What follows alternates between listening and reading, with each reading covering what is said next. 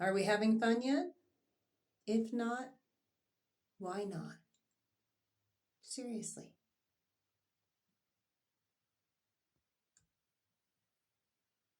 We've got our lessons to get through until the day comes when we realize we don't have to get through more lessons to be happy.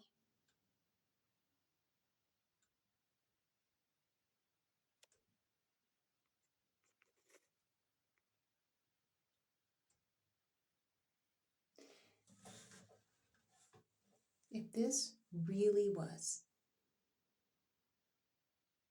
my last day on earth,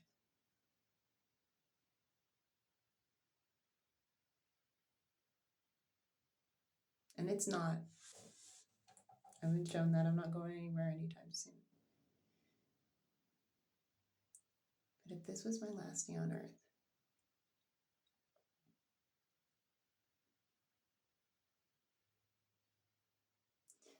the closer I am to knowing what I would do with that,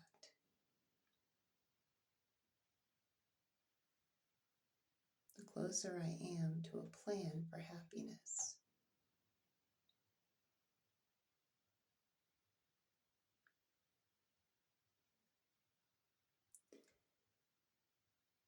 What is the difference between planning to be happy when, or planning to be happy if, and unfulfilled dreams, and a life unlived?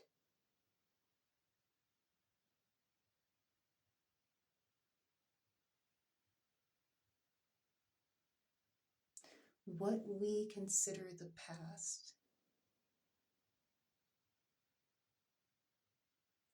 is things that we, on some level, own that we've done. And what we consider the future are the things we foresee doing, whether they're things we fear, or things we conquer, or things we delight in. And there's a surprising amount of overlap to those categories. But this present moment, we get to choose. We get to choose whether to be kind to others, to ourselves. And when we're kind enough to ourselves, we have a tendency to be kinder to others.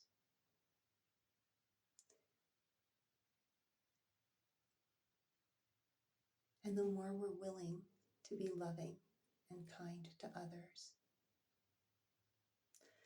the better we're able to see and love ourselves.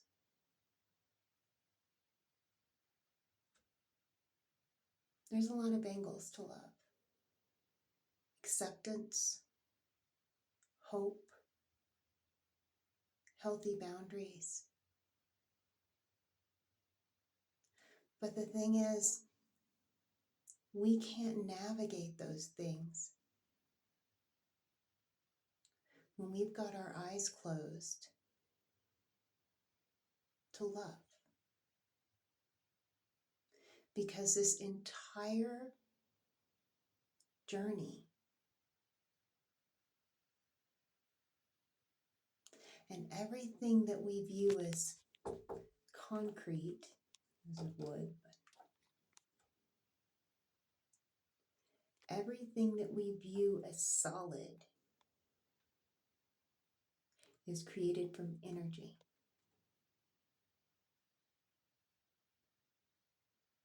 And to break it down even further, everything is light and space, and everything manifest has antimatter in it, which is just the absence of light the near complete absence of light and the near complete absence of space.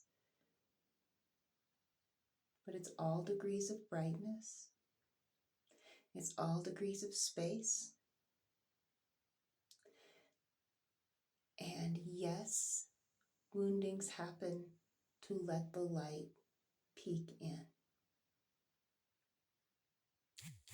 to remind us that it's there. But the light's always there.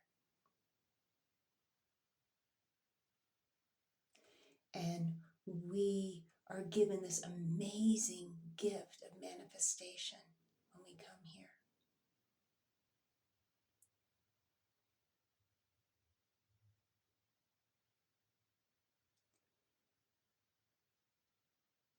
And we can choose our powerful, powerful tool of free will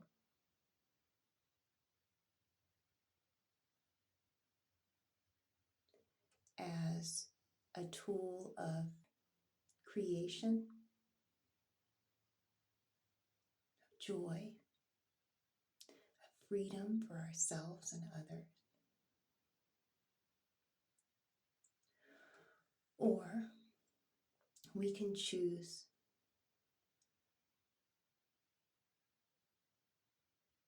to be a closed fist to the universe, a fist of anger, a closed hand that's afraid to receive because we're afraid it could be worse if we opened our hands, if we opened our hearts, if we opened our eyes. So we don't just look up, look further up at the beauty that's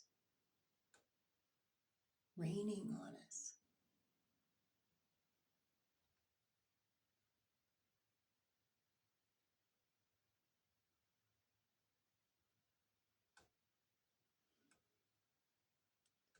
So your homework for right now,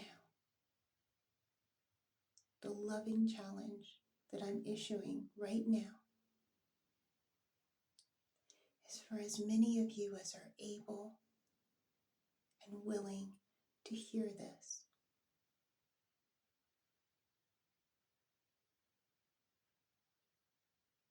to recognize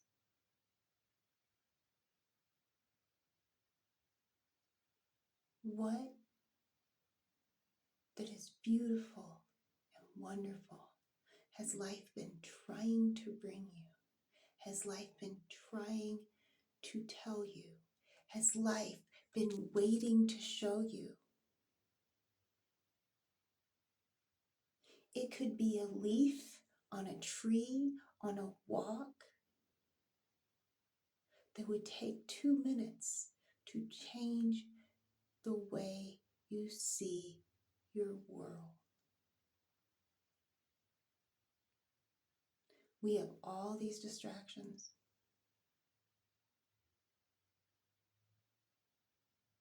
Because the reality is that a human focused on love is very, very powerful. But when we're distracted, when we hide out of fear, and I've done it too,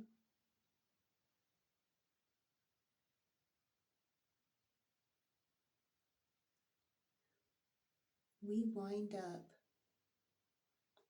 attracting other patterns, whether it's people, places, events, that take our energy from us, that take our choice from us.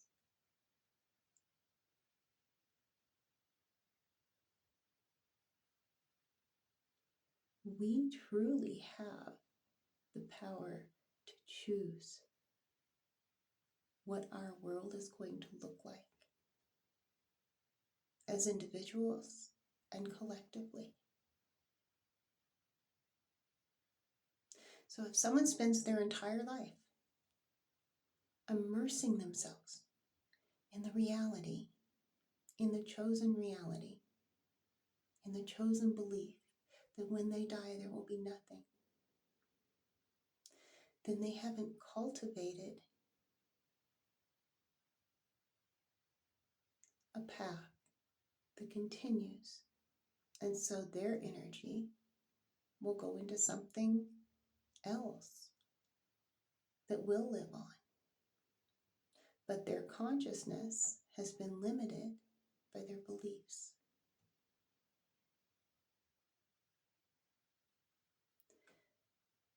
So I would invite you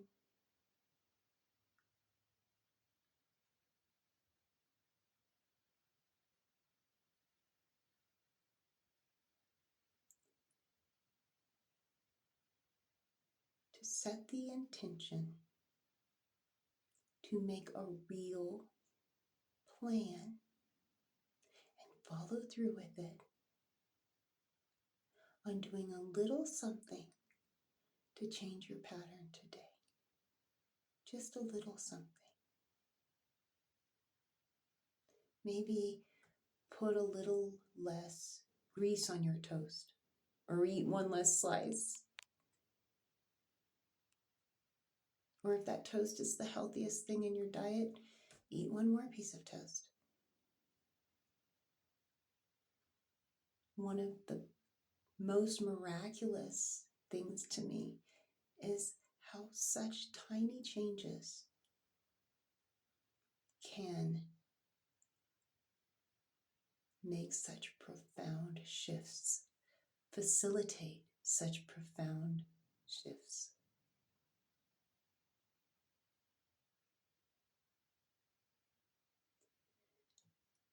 We don't have to be perfect to be happy.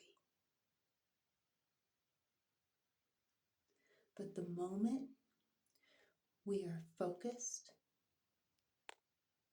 on those little changes, not to perfect ourselves, but to steer ourselves,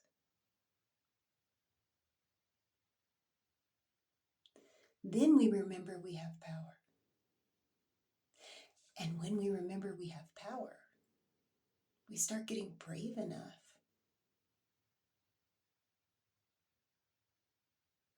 to consider the possibility that maybe happiness is a possibility in this lifetime, maybe this year, maybe in this moment, maybe eventually in every moment.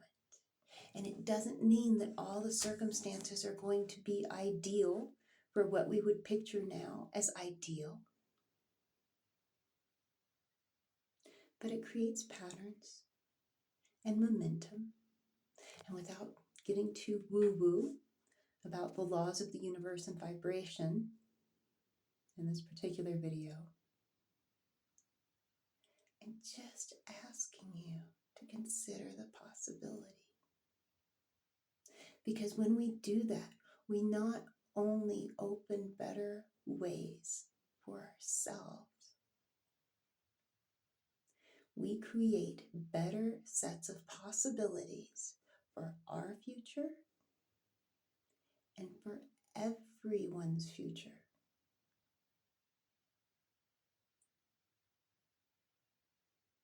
So, to make the world a better place. And if we need to start out with maybe a less grandiose scheme like making the world a slightly less miserable place, make less memory, one moment. Make less misery, one moment at a time, one choice at a time.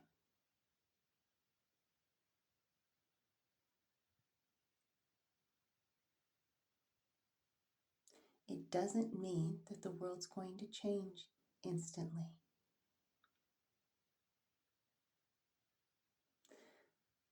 But we're old enough to know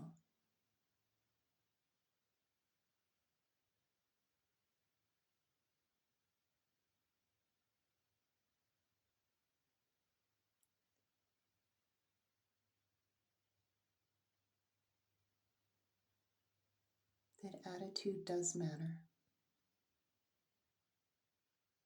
We can have physically identical days, seemingly identical days,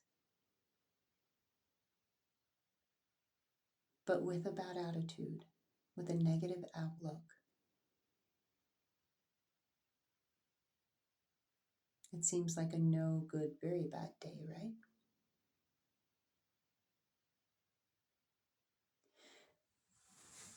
And I'll let you in on a secret. The reason these challenges happen is so we can figure out exactly that we, each of us, are the keys to our own happiness. I love the phrase, we're all just walking each other home. I love it.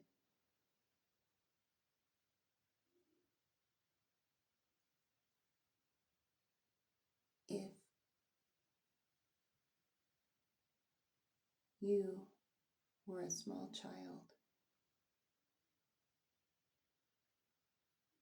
better yet, if you were the parent of a small child, and someone was walking them home, wouldn't you want them to be kind?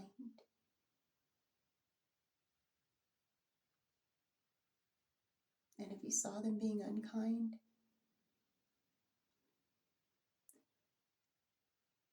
being unkind in return wouldn't necessarily help things, but maybe teaching them, showing them how to be kind.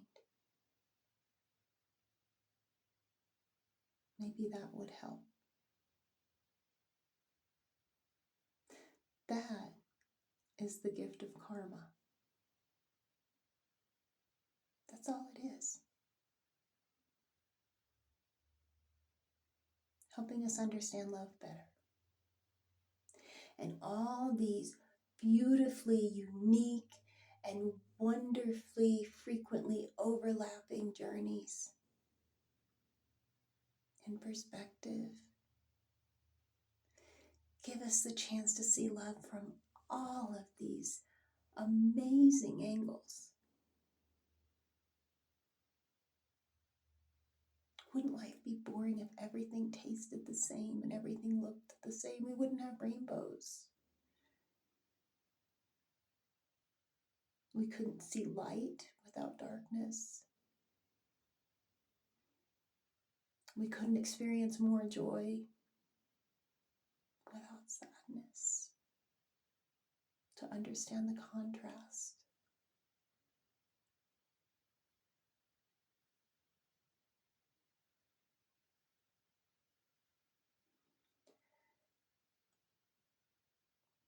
So if you see somebody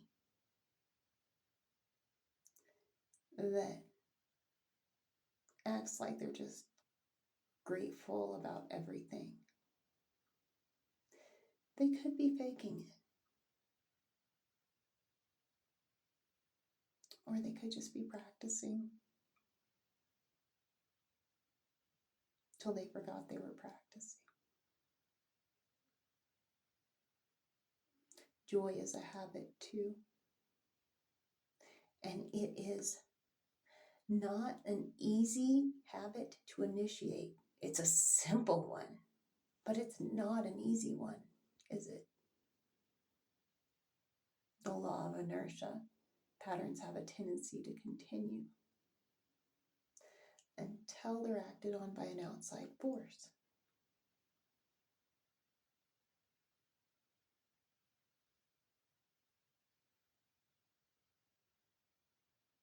And in this case, the force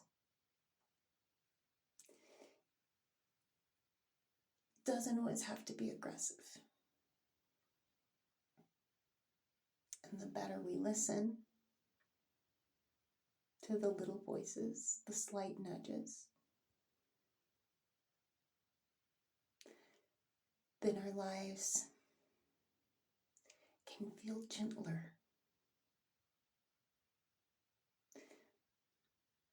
But if you picture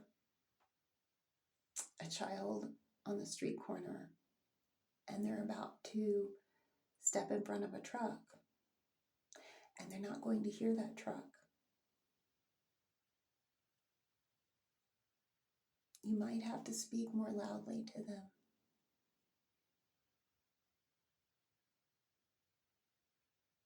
To get their attention. So when we don't listen to the universe that's trying to get our attention and bring us all these wonderful gifts, the universe gets louder, which can be really scary. And as parents, whether you've got human babies or fur babies, or friends that aren't quite as well equipped when it comes to emotional toolboxes, we've all got a parent in us.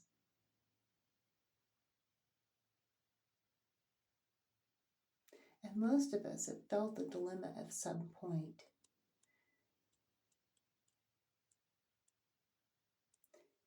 Of how hard do you try to wake someone up? I don't like being shouted at to wake up. But when I was younger, sometimes it was really hard for my parents to wake me up. I was working nearly full time and going to school full time and living with my fiance, and I wasn't getting much sleep. And when this is before I was living with my fiance, we were engaged not too long before I graduated high school. And when I was a younger teenager, though, it was so hard to wake me up that I couldn't hear them. Or I would wake up and have a complete conversation with them and forget about it and go back to sleep. And so by the time I was aware they were trying to wake me up, I'm wondering why they're yelling at me.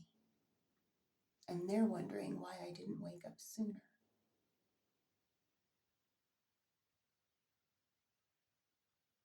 We need to stop yelling at people to wake up. And sometimes people put themselves or others in harm's way to such an extreme that the universe may need to bring them more of a wake-up call.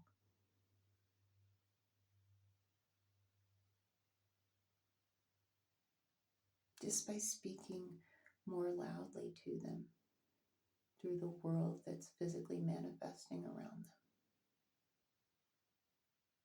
But it's all conspiring always to help us understand more about love and about our power to conquer fear.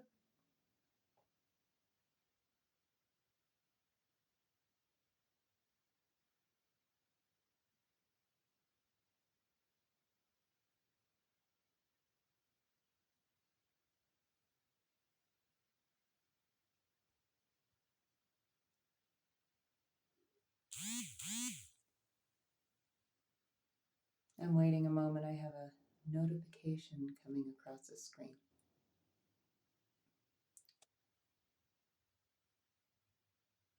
I guess maybe that's not a coincidence because it's been over 20 minutes and those notifications had finally stopped. So the notification is from an investment group.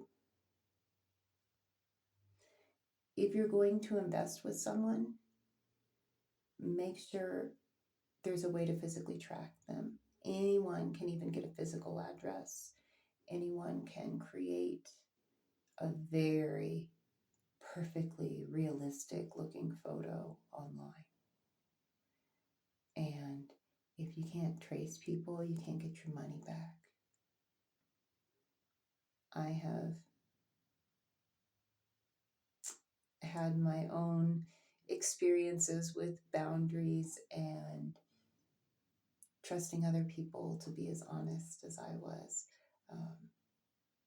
But thankfully, I've been pretty protected in that category. But I've been feeling lately like I should share that. I joined an investment group and could tell pretty quickly it was horse, S-H-I-T. Frankly, it's very well delivered, polished, and some of the people in the group are making money and most of them aren't. And that's okay. We can learn our lessons, or we can exercise our intuition, practice exercising our intuition to find shortcuts from other people's experiences. Okay, it feels like that's enough for today. You'll have a really good day no matter what's happening. Send a challenge to the universe, if not to yourself, to the universe, that you are going to have a good day no matter what.